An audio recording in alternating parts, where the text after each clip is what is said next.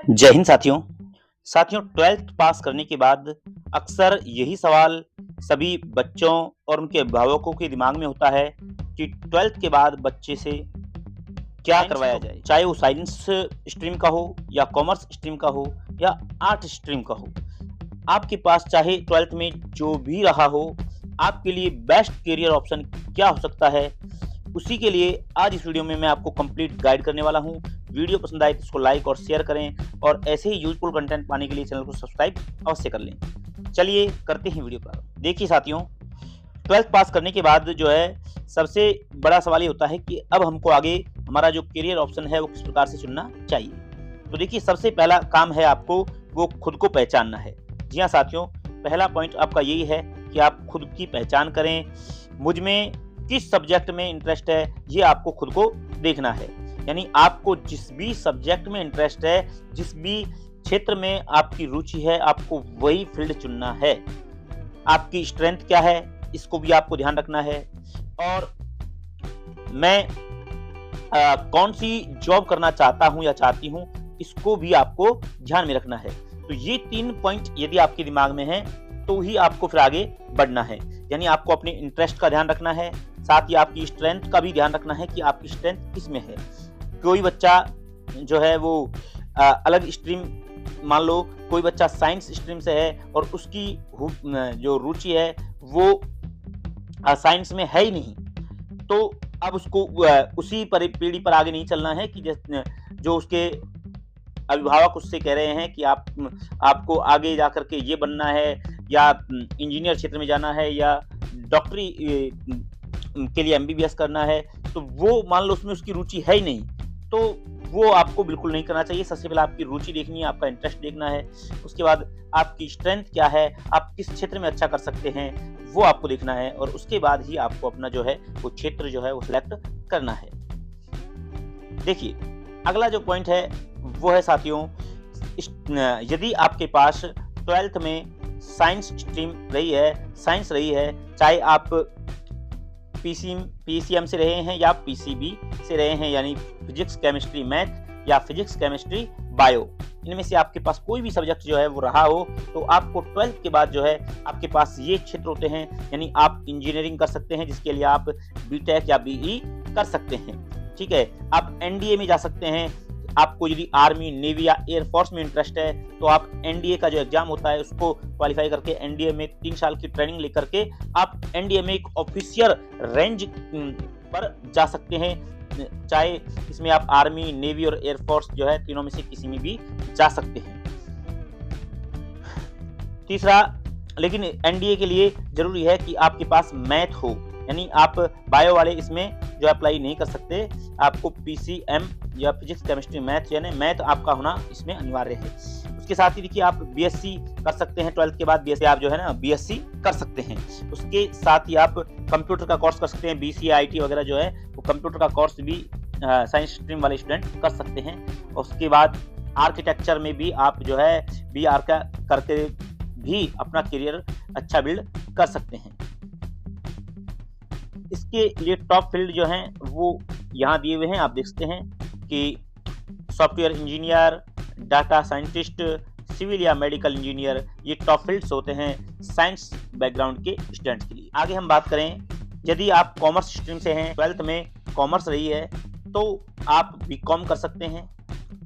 BBA, CA, CS, banking या finance जो है इसमें आप जा सकते हैं। इसके अलावा सीएस बैंक फाइनेंस में कर सकते हैं। एसएससी में भी अच्छा एक अपॉर्चुनिटी आपको है। आपके टॉप फील्ड जो हैं वो सॉफ्टवेयर इंजीनियर, डाटा साइंटिस्ट और सिविल या मैकेनिकल इंजीनियर जो है, इसमें आपके लिए एक अच्छा फील्ड है, अच्छा क्षेत्र है। तो आप इन क्षेत्रों में जो है वो आगे बढ़ सकते हैं, आगे जा सकते हैं। यदि आपके पास मान लो आर्ट्स रही है, तो आर्ट्स स्ट्रीम वालों के लिए तो वैसे तो बहुत सारी अपॉर्चुनिटी होती हैं, लेकिन एक तो सीधा होता है कि आप 12th के बाद सीधे बीए कर लें और फिर एलएलबी कर सकते हैं। उसके अलावा आप यूपीएससी या आरपीएससी की भी तैयारी कर सकते हैं। ठीक है? आप टीचर, लॉयर या गवर्नमेंट ऑफिसर कोई भी फील्ड में यहाँ पर आप जा सकते हैं। बीए वालों के लिए वैसे तो सारे फील्ड खुले हुए हैं।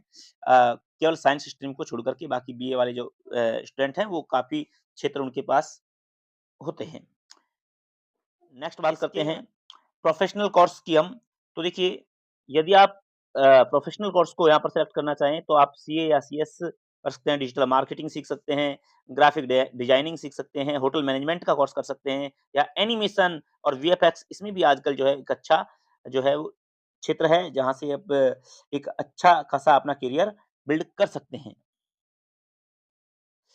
अगली स्किल है कि आप स्किल बेस्ड कोर्स जो हैं, वो भी कर सकते हैं। ये शॉर्ट टर्म के कोर्स होते हैं, लेकिन ये भी काफ़ी अच्छा जो है आपको फाइनेंशियल ग्रोथ दे सकते हैं। जैसे कि आप कंप्यूटर कोर्स कर सकते हैं, जैसे एमएस ऑफिस, टैली वगैरह जो है, ये कोर्स आप कर सकते हैं। आप वेब डेवलपमेंट जो है का कोर्स कर सकते हैं, मोबाइल रिपेयरिंग का कोर्स कर सकते हैं, इलेक्ट्रीशियन या आईटीआई वगैरह जो है, ये कोर्स भी आप कर सकते हैं।